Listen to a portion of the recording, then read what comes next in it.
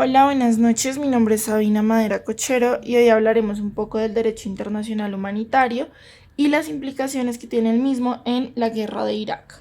Lo primero que tenemos que decir es recordar la fecha en la que oficialmente entra en existencia este derecho, que es el 12 de agosto de 1949. Estamos situados más o menos 4 años después del final de la Segunda Guerra Mundial. En este se plasman una serie de normas que regula lo que ocurre en el conflicto armado, inclusive si este conflicto armado no es internacional. Bueno, básicamente lo que busca el derecho internacional humanitario es humanizar y limitar de cierta forma los efectos de la guerra a lo estrictamente necesario para verse como tal. Bueno, pues precisamente porque la guerra suele tener afectaciones a civiles, tener efectos colaterales, suele tener una serie de conflictos que vienen después de esta.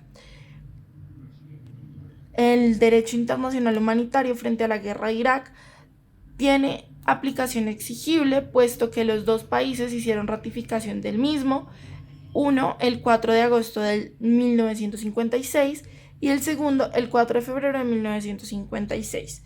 Entonces, en ese orden de ideas, en el momento en el que empieza este conflicto, es totalmente exigible el derecho internacional humanitario.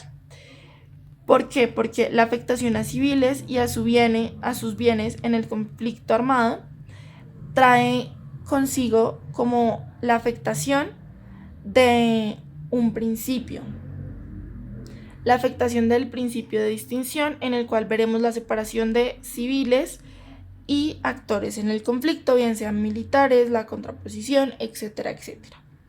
Bueno, desde esta perspectiva se prohíben los ataques indiscriminados, o sea, los que no estén dirigidos contra un objetivo militar concreto o aquellos que empleen métodos o medios cuyos efectos no puedan limitarse, como sería el caso de algún tipo de arma nuclear. Bueno, ¿a qué nos referimos con daños colaterales, como lo habíamos mencionado antes? Esto no significa que se producen cuando se afecta a un civil directamente o cuando es atacado a un civil, sino que se producen cuando se ataca a un objetivo militar y sus efectos alcanzan a afectar, valga la redundancia, algún tipo de bien o de población civil. A eso nos referimos con los efectos colaterales de la guerra. Bueno, vamos a hablar un poquito de la regla de proporcionalidad y, tal como está incorporada, implica abstenerse de un ataque cuando se ha de prever que causará incidentalmente muertos o heridos parte de la población civil, y también que pueda dañar bienes civiles o, en el peor de los casos, ambas cosas. También en caso de pues que sean excesivos porque no tienen ventaja militar, porque no está directamente previsto, etcétera. Civiles, porque en signo de pregunta, sencillo. Vamos a ver en qué momento dejamos de ser civiles y pasamos a ser parte del conflicto. ¿En qué momento un civil pasa a ser parte del conflicto? Vamos a poner un ejemplo que ya habíamos visto en clase, que es el más acertado para este tipo de ejemplos, y es el momento en el que un civil se va a las armas para ayudar en la guerra que se está dando en su territorio. Entonces, este deja de ser considerado un civil porque ya ha tomado las armas y se ha vuelto parte del conflicto.